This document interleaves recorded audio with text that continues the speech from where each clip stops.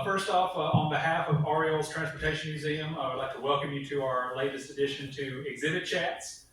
Today we have one of our volunteers, Richard Trierweiler, here to kind of give his insights and history on the background of REO Clubhouse, which of course was a monumental community location as well as an industrial support network for the workers at REO Manufacturing and REO Motor Car Company. And with that, without any further ado, I will hand over the presentation to our commentator. Thank you for doing it. Yep. Okay.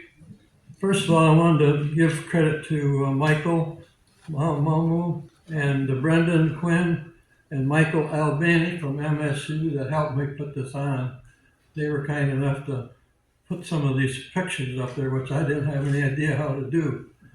And so with that, I'll just start out. The REO Clubhouse was made by R.E. Olds, Ransom Eli Olds, in 1917, and he made it. Can you all hear okay? Yep. He made it for the employees to enjoy and for the community. Now, if you think back about 1917, there weren't too many big movie houses around or anything like that, or entertainment. So REOs really started the entertainment in this town, I think. And this building, I should back up one slide. Vern Haight was one of the characters. Vern Haight was a caretaker for the clubhouse. And he'd been there for 40 some years. And he told me that back in 1914, when the war started, the First World War started, he said that everybody was told you can no longer have any kind of commercial vehicles whatsoever, get rid of them, and you're going to be switched over to military from now on. So they dug a big hole, and they put, like, I guess 2 or 3 cars in the hole and buried it. They put a cement slab on it. Well, believe it or not, the cement slab turned to be the basement floor for the clubhouse. And so a lot of things was happening in the clubhouse, and he intended to have happen. They did, in the basement they had bowling alleys, and the employees made good use of that. And I don't know if the public did or not. They probably did, but I know from reading the REO Spirits, there was lots of records of all the different bowling teams that REO had. I mean, numerous ones. So they made good use of. There was 4 bowling alleys. That's what there was. And then along with that, there was a telephone system. Now, the telephone system they had at that time was inside the house, but automated. However, coming from the outside, they had to have the old plug-in type, and there was like 2 or 3 gals that were working that, and then a supervisor that was working with them on that. So they had their own, there wasn't much of anything else in the whole country practically. So they had their own telephone system. Then, of course, I'll see if I can pick up on a little more of this.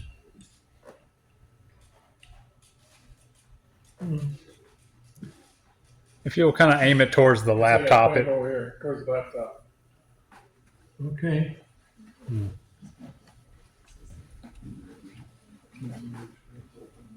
That's not working. You got some weird screens open.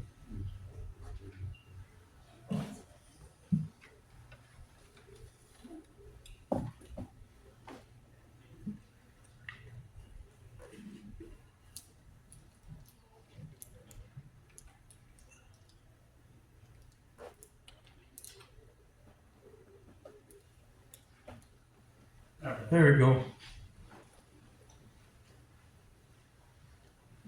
Okay, thank you. So I went through the files and saw the information about the clubhouse, and this is just a little bit part of it. The let's see, on the upper left, they show a room in the clubhouse that was used for a reception lobby, the upper left corner. So that was a big room. You understand this building was about 200 feet long and about 100 feet wide, so it was no small building. It was a huge, huge building. Matter of fact, I'd call it a gem, really a gem. But anyway, when they wanted to bring people in and have them someplace to sit and enjoy themselves, that was, well, then on the upper right-hand side, they actually had a game room that was probably about 20 by 20 or maybe even larger than that. And then on the basement, they had the big, in the lower left, they had the cafeteria, which handled, upward to 1,000 people to feed at one time, which was huge. As a matter of fact, I ate down there a lot of times myself at lunchtime when I worked there. And on the right side, right lower side, there's a good picture of the auditorium. I don't know if you can see it very well, but anyway, there's all those chairs where all the people to sit. And at the other end, if you can see it, is where the either the band would be or a presentation took place or whatever.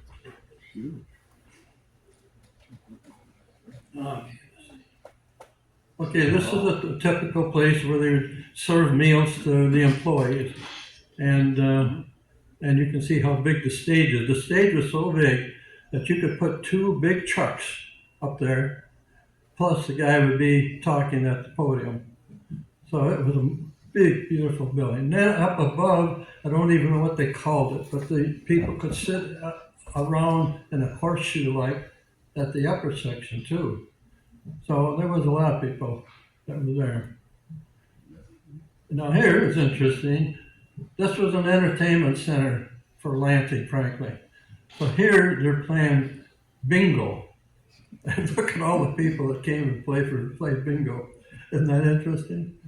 And there again, you can see that stage again sitting up there, and just a beautiful place. It really was. Here's another party of some kind that took place, and all the people that were there for that event. And this place also, in the middle of the auditorium, hung down a big ball with the little mirrors on it that would reflect for dancing. They had dancing and all kinds of entertainment. Another person that was striking was Frank Sinatra came there and entertained at one time. So it was the place to go for a long time. Okay, that's one of the rooms of, I forget what I had that down there for. Okay.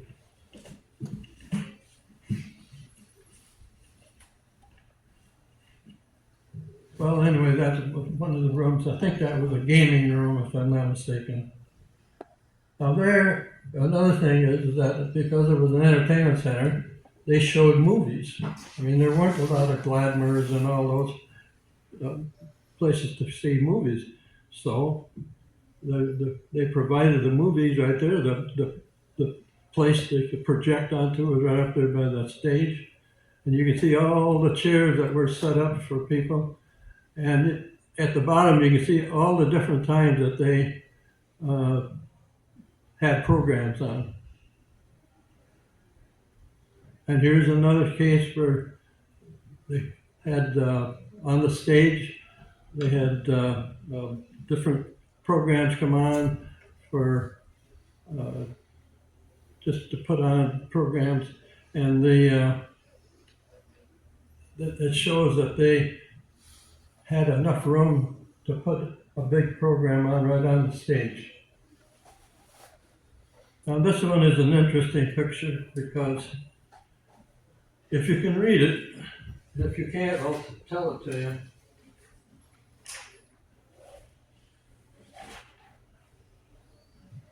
I'll just go and look. If you notice, in 1920, total attendance for the year was 154,000 people.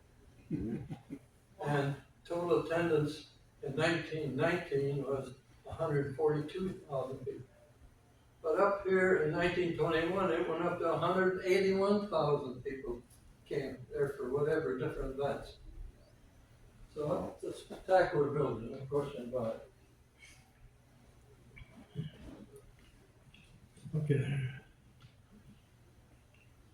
Okay, down in the basement, there was a radio station that REOs had put up called WREO. And it operated from about 1924 to about 1926.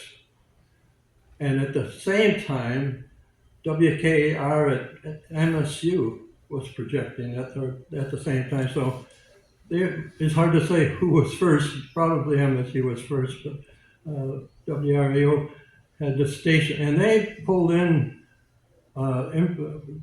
transmissions all the way 500 miles away. Dick, I think they shared, broadcast times. So one would be on in the morning and one in the afternoon or whatever. Yeah, My uncle was the station manager. that's right. I think he's right there in the middle, isn't he? Isn't that Howard? My Uncle Howard, yes. That's your Uncle Howard, right there in the middle. So, pretty neat that they had their own radio station.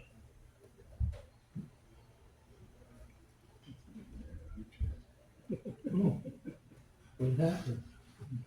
Okay, now, just real quickly, I was going to say what this clubhouse really entailed. And it had cars in it, and it had cafeteria, had bowling alleys, a phone system. They had their own mailroom downstairs. That was right near the radio station. They had showers in the basement. People that did bowling and stuff like that. And I have a little story about that because in 1960s, I was working at Diamond REO 10 hours a day, and I was going to school nights at LCC. And I saw Vern Heat one day, and I said, "Hey, I was walking through here one day, and I saw there were some showers there with a whole bunch of stuff in front of them." I said, "Is there any chance I could use one of those? Then I wouldn't have to run all the way home, take a shower, and come back." He said, "Oh, sure." So he moved everything aside, and I would go down there after work, take my shower, do some studying, and then go to class. So it's a pretty neat deal. And that auditorium, by the way, was used for not just dinners and stuff like that, for dealer meetings. A lot of times dealers would come in for meetings, and they used it for that. And of course, at that time, that's when they would have the trucks on display.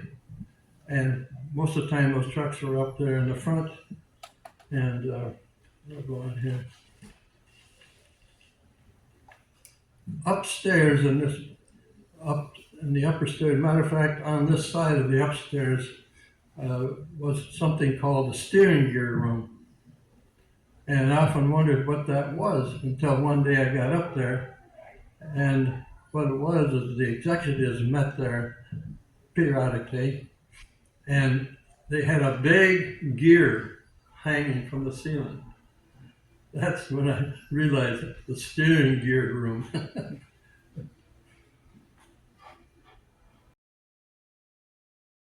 Most of the time, those trucks were up there in the front, and I'll go on here. Upstairs up in the upper stairs, matter of fact, on this side of the upstairs was something called the steering gear room. And I often wondered what that was until one day I got up there. And what it was is the executives met there periodically, and they had a big gear hanging from the ceiling. That's when I realized the steering gear room. Well, I think have I gone my 15 minutes yet? Sounds good to me. But you've got the audience, so if you've got more, feel free. Well, You talking? okay, I'll talk some more. Inside the auditorium, there was the '06 Rio car, and there was a 1913 Rio truck on display down in the bottom. And in 1972, the Rio Automobile Festival was coming up downtown Lansing. And my boss said, well, Dick, you're a technical guy. Get those two vehicles running. We're going to drive them down to put on the show. Oh my God, you're kidding me. I thought I had a desk job. No, I didn't. So I had to push the car out on the porch. And by the way, that porch out there is about 8 or 9 feet wide. So the people that were inside could come out and smoke or talk or whatever they wanted to do. And so I shoved the car out there. I put water in it. And I looked, and water was going out as fast as I was putting it in. There were so many holes in the radiator. So the next day I brought a soldering gun and stuff like that, and I tried to plug as many holes as I could. I thought, well, if I just get enough of them plugged so I can get it downtown, that'll be fine. So I did that, but it also needed a magneto or coil, I should say. And somebody, I don't know who it was, somebody came up with a Model T coil and put it on there, and the car started up. I was surprised.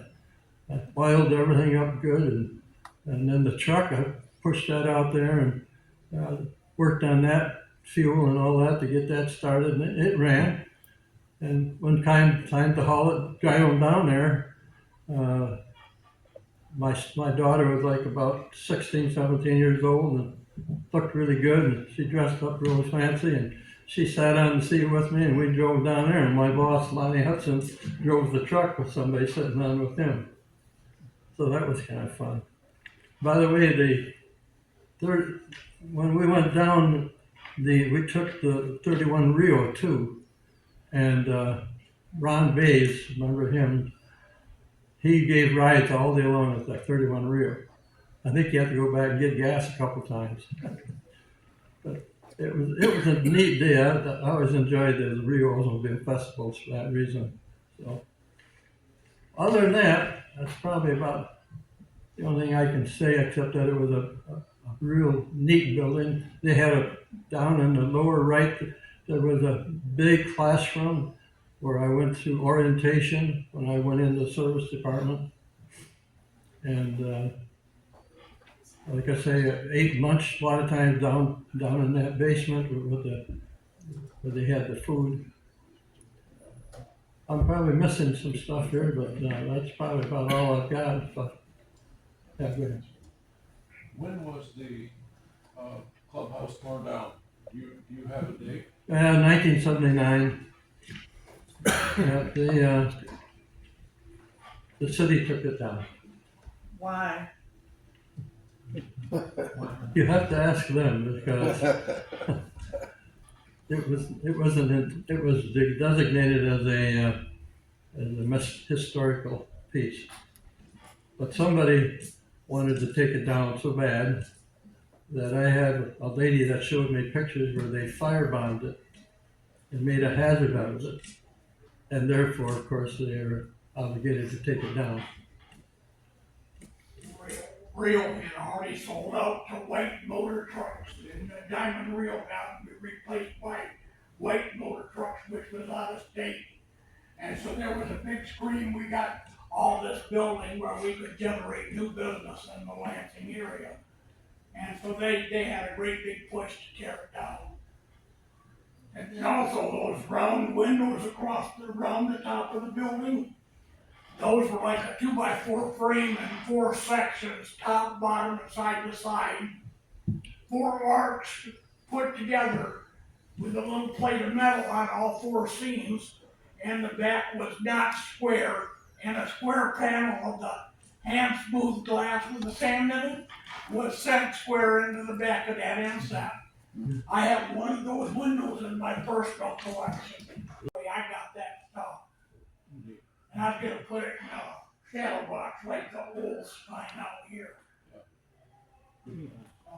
Ransom Old was a dedicated guy to his employees, and they returned the favor by being very dedicated to him too. And so much so that even to this very day, every year the employees that are left have an annual get together. So that's pretty good loyalty, I think, for everybody. Is there another question? Yeah. How did you guys transport the cars from one floor to the other? Were there large elevators to move them, or what did you guys do? At the factory, this There, Right there, right there. because you said you had some on in the the basement. back, I can't How did you honestly get 'em say. I down think there was just a ramp that went up on each side where they drove the truck up on the ramp. That's Well, the yeah, best that I I can. know at the stage, but you said you had a couple in the basement. How did they get in the basement? Couple what? A couple of the vehicles you guys took down, well, you didn't, you weren't there then, but that they took down to the basement. Oh, no. I'll reiterate that. In World War One, they couldn't build any more vehicles, so they dug a big hole and put the vehicles into the hole and then covered the hole up with dirt and then cemented over it. And that cement floor turned out to be Oh, okay. the I'm basement sorry, I misunderstood that. floor. So. Okay, anything else? Go ahead. Dick, just a little bit ago, you had mentioned the 31 Rio that you had given, or some folks had given rides in. Was that the Royale that Walt Sprague ended up buying from the auction? Yes, it was. It's now here in this museum? Yep, that vehicle is in this museum right now, and it was bought by a gentleman in Portland, and he finally donated it to the museum here, so it's still here today, and it would be capable of giving rides again today, I'm sure. So, any other questions or answers? Okay, well, thanks a lot for your time.